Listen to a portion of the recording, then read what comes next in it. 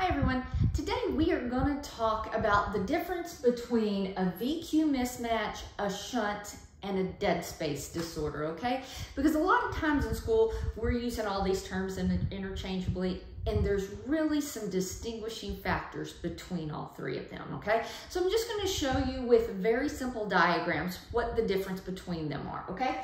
So we're going to start out with one alveolus and its pulmonary capillary bed. And so when we say ventilation, what we're talking about is gas moving into the alveoli and keeping the alveoli inflated, okay? So normal, or a normal unit, would be when we have good ventilation and good perfusion. So blood flow in the capillary bed is called perfusion. All right, so ventilation is abbreviated V with a dot over it. Perfusion, and I don't know why this is, but it's abbreviated Q with a dot over it.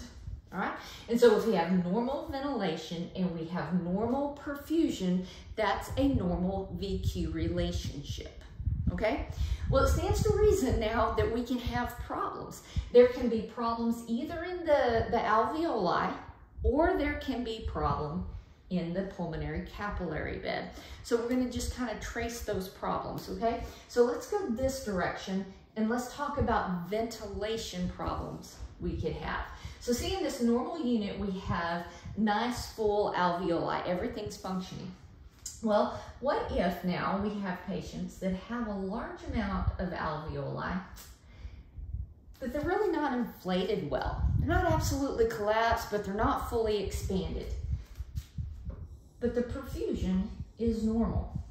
So do you see how in this relationship now, we have a decreased ventilation and a normal perfusion, okay? Decreased ventilation compared to perfusion. They're a little mismatched, okay? We call this a VQ mismatch.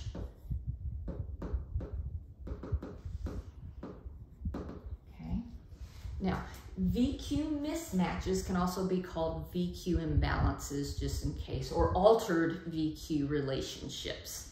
All right, but that makes sense, right? All right, let's take this to the absolute extreme now.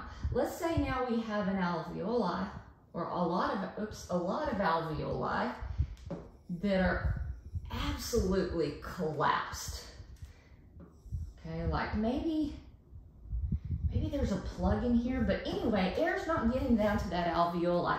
Do you see right here we have no ventilation, but here we still have normal perfusion, okay? Now I know this is still mismatched, I get that, but when it's at its extreme where there's absolutely no ventilation in a large number of alveoli, but there's adequate perfusion, we specifically call this a shunt, okay? So shunts cause severe oxygenation problems, okay? They're gonna cause a large degree of hypoxemia and potentially hypoxia of the tissue, all right? So these are the abnormalities moving this way when we're talking things that can go wrong with the alveoli. Now let's come back to normal, okay? Remember, normal ventilation compared to normal perfusion. Well, now let's talk about the pulmonary capillary bed. It's within reason, to think that we could have an absolutely normal alveoli, and maybe this capillary bed, for whatever reason, is smaller than what it should be. All right, so you see right here, this is normal ventilation, but a decrease in perfusion, okay? So normal ventilation with a decreased perfusion, we're gonna call this a VQ mismatch also, all right? Because that ventilation to perfusion ratio is a little mismatched. It's just mismatched now because there's something wrong with perfusion. All right, let's take it to its extreme now. Let's say we have a normal alveoli, but now we have this pulmonary capillary bed, and maybe there's a big bad blood clot in it, okay?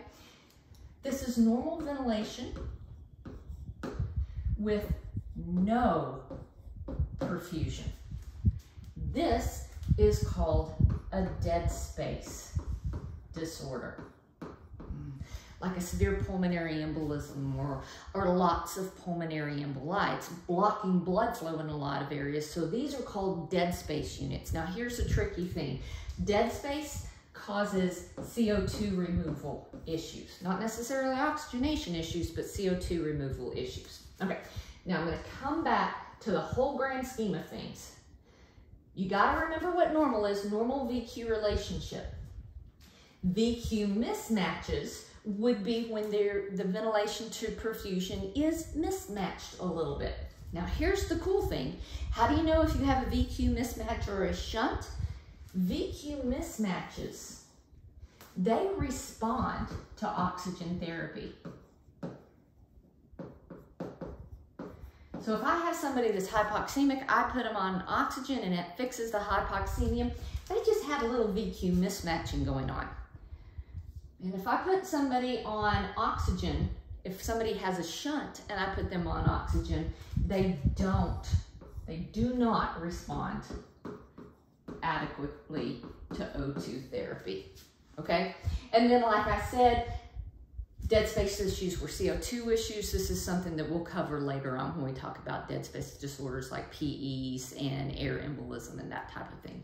So I hope this helps kind of differentiate between all of these things. Remember, VQ mismatches are just little abnormalities in perfusion or ventilation where a shunt is no ventilation compared to perfusion and a dead space is normal ventilation but no perfusion. Hope this has helped. See you soon.